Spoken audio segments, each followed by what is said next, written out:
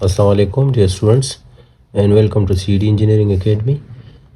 आज का हमारा जो टॉपिक है that is calculation of traverse area, और इसमें हम मेथड 1 स्टडी करेंगे।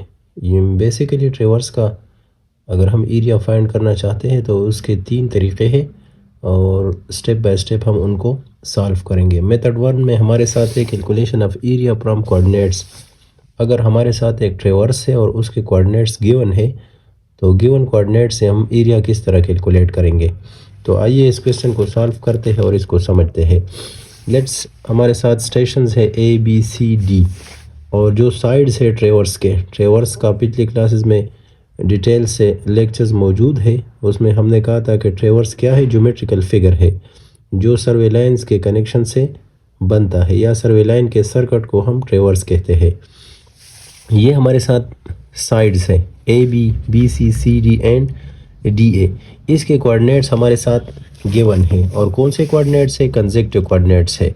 इन कोऑर्डिनेट्स को हम इंडिपेंडेंट कोऑर्डिनेट्स में चेंज करेंगे। पहले आइए कोऑर्डिनेट्स के कंसेप्ट को थोड़ा समझते हैं कि what is the basic concept of coordinates. अगर हमारे साथ इस तरह है, ये जिस तरह हम कार्टेशियन कोऑर्डिनेट सिस्टम है, ये हमारे साथ एक्स है, ये एक्स डैश है, यहाँ पे वाई आ गया, ये हमारे साथ वाई डैश है, ये एक्स एक्सिस है, ये वाई एक्सिस है। सर्वे में हमारे साथ ये जो वाई एक्सिस है हम इसको क्या कहते हैं, इसको नॉर्थ, यहाँ पे साउथ आ गया, ये हमारे साथ ईस्ट, और ये हमारे साथ वेस्ट हो गया। तो जो डिस्टेंस हमारे साथ नॉर्थ और साउथ के अलोंग ली जाए उसको हम लेटीट्यूड कहते हैं। इस एक्सिस के मुताबिक जो डिस्टेंस ली जाए, ये वाली वाई एक्सिस पे जो डिस्टेंस हमारे साथ आ जाए उसको हम लेटीट्यूड कहते हैं, और सर्वे में इसी वाई एक्सिस पे नॉर्थ एंड साउथ है। और ईस्टिंग और वेस्टिंग या एक्स और एक्स डैश के अलोंग जो डिस्टेंस हम लेते हैं उसको हम क्या कहते हैं, डिपार्चर कहते हैं। इन शॉर्ट हॉरिजॉन्टल डिस्टेंस को हम डिपार्चर कहते हैं, और जो वर्टिकल डिस्टेंस होता है अलोंग वाई एक्सिस या नॉर्थिंग एंड साउथिंग उसको हम लेटीट्यूड कहते हैं। लेटीट्यूड हमारे साथ एल कास थीटा के बराबर होता है एंड डिपार्चर हमारे साथ एल साइन थीटा के बराबर होता है।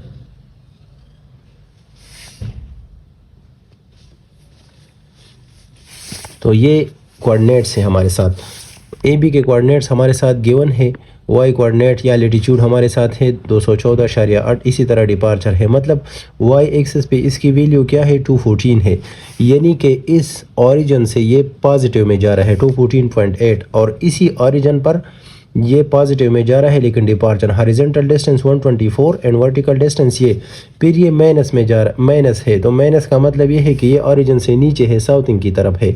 The second one is positive, तो जो हॉरिजॉन्टल डिस्टेंस है वो पॉजिटिव होगा। और इसी तरह बकाया जो दो हमारे साथ C D and D E line की लेटीट्यूड एंड डिपार्चर है वो होंगे। इससे हम क्या करेंगे, आगे कोऑर्डिनेट्स फाइंड करेंगे, और वो कोऑर्डिनेट्स हमारे साथ इंडिपेंडेंट कोऑर्डिनेट्स होंगे। इंडिपेंडेंट कोऑर्डिनेट्स को फाइंड करने का तरीक़ाकार ये है कि हम पहला जो पॉइंट है इसके कोऑर्डिनेट्स इज्यूम करेंगे, और वो वैल्यूज़ इस तरह लेंगे कि अगर उन वैल्यूज़ को हम कैलकुलेट करें, कैलकुलेट करने से हमारा यहाँ मुराद ये है कि कैलकुलेट करने के लिए हम उन वैल्यूज़ को इन A B C C D और डी ए लाइन्स के साथ या जमा करेंगे।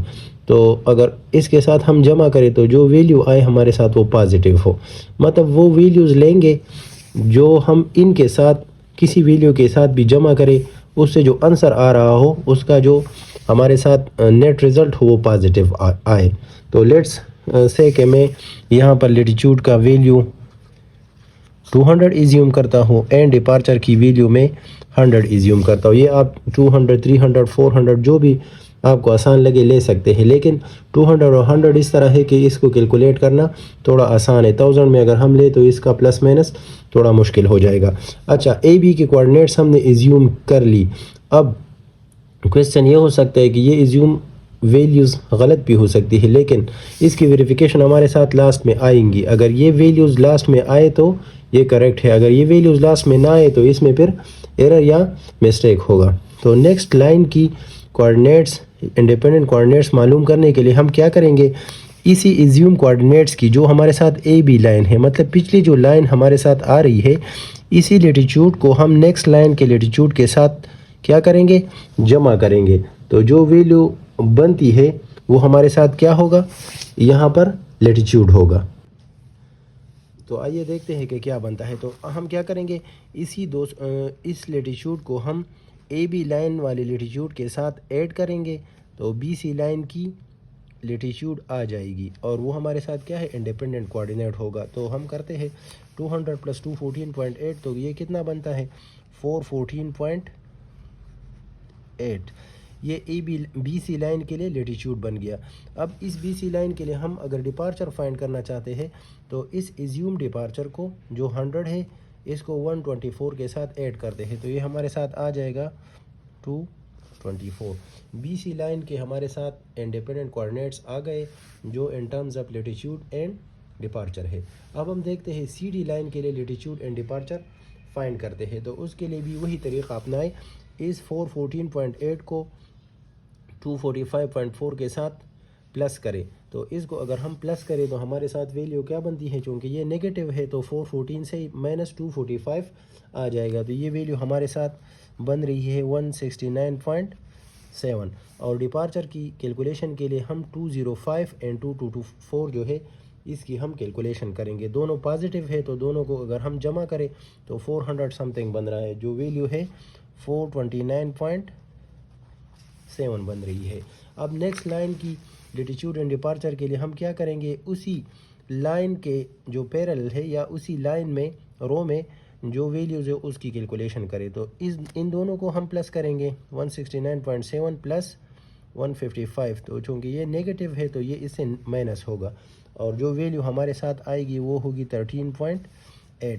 अब 429.7 प्लस 90, लेकिन ये चूँकि ख़ुद माइनस है तो 429.7 माइनस 90 जो वैल्यू हमारे साथ आ रही है दैट इज़ 339.7। अब ये हमारे साथ डी ए लाइन के कोऑर्डिनेट्स हो गए। अब हम देखते हैं कि आया हमारे साथ ए पॉइंट के कोऑर्डिनेट्स वापस आ रहे हैं कि नहीं।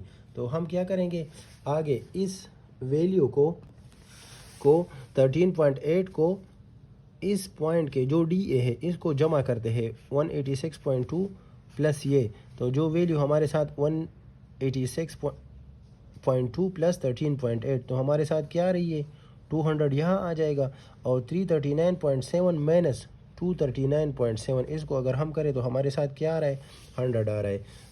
और ये वैल्यूज़ कौन सी है जो हमने स्टार्ट में एज्यूम की थी। तो स्टार्ट वाली और एंड वाली जो वैल्यूज़ है, assumed values and calculated values और डिराइव्ड वैल्यूज़, वो हमारे साथ क्या है सेम आ रही है। तो इसका मतलब है हमारा क्वेश्चन ठीक जा रहा है। अब हम आगे क्या करेंगे, नॉर्थिंग को एक तरफ लिख ले, ये हमारे साथ अब हमारा काम इंडिपेंडेंट कोऑर्डिनेट्स के साथ है। इन कोऑर्डिनेट्स को आप फर्दर कैलकुलेशन के लिए थोड़ा छोड़ दे। तो इंडिपेंडेंट कोऑर्डिनेट्स में एक हमारे साथ लेटीट्यूड है जो नॉर्थिंग है और दूसरा हमारे साथ क्या है डिपार्चर है जो ईस्टिंग है।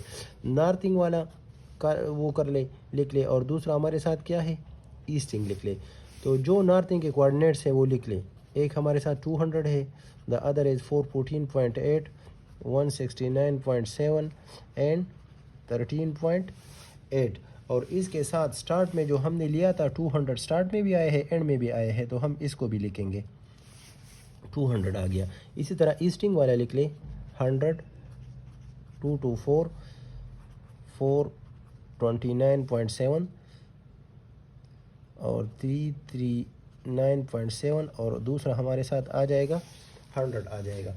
अब इसकी क्रॉस मल्टीप्लिकेशन करें, नॉर्थिंग वाली ये इसको मैं सॉलिड लाइन से ज़ाहिर कर रहा हूँ ये वाला, और ये अगर आप डॉटेड लाइन से ज़ाहिर करें तो क्लियर रहेगा।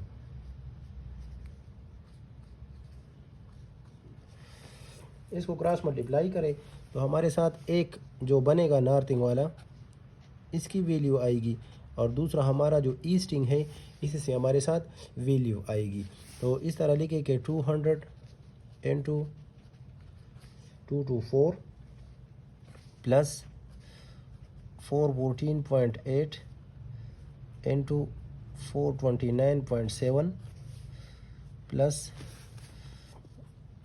169.7 इंटू 339.7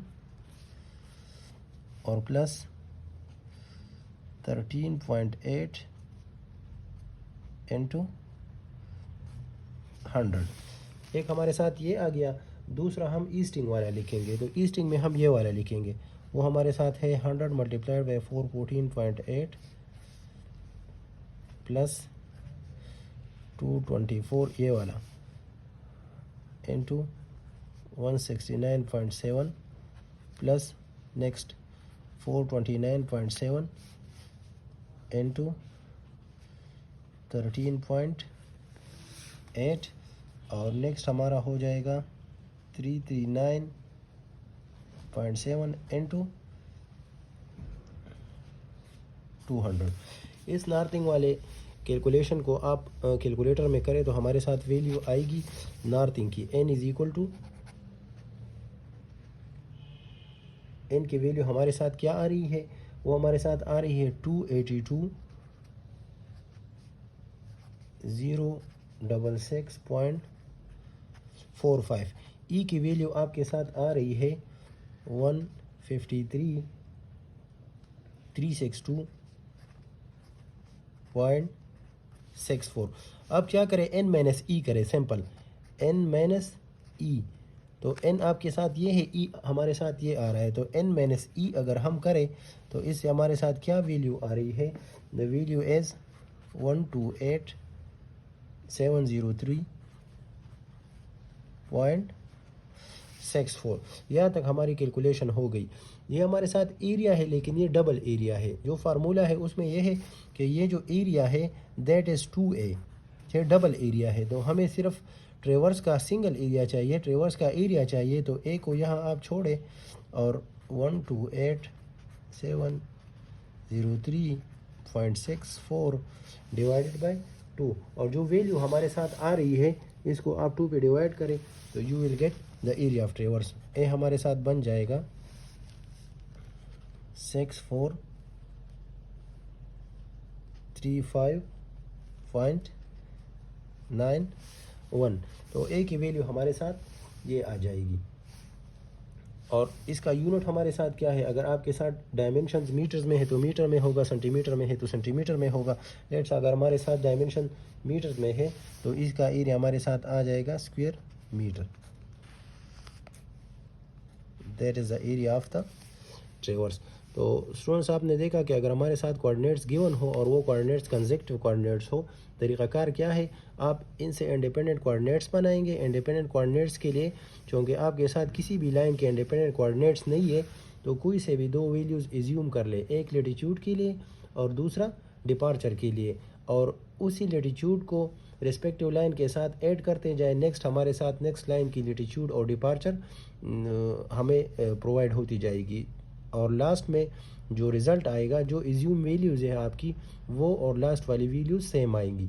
फिर जो नॉर्थिंग है नॉर्थ को लिख ले, ईस्ट को लिख ले, नॉर्थिंग वाली वैल्यूज़ को सॉलिड लाइन के साथ मिलाएं और दूसरे को डॉटेड के साथ मिलाएं। क्रॉस मल्टीप्लिकेशन करें, n माइनस ई करें, जो वैल्यू आपके साथ आए दैट वुड बी 2a, और a की वैल्यू फाइंड करने के लिए सारे वैल्यू को 2 से डिवाइड करें and you will get the area of the ट्रेवर्स। Hope that is clear. अगर फिर भी क्वेश्चन में कोई मसला हो तो कमेंट बॉक्स में टेक्स्ट करें, I will try to reply. Thank you very much.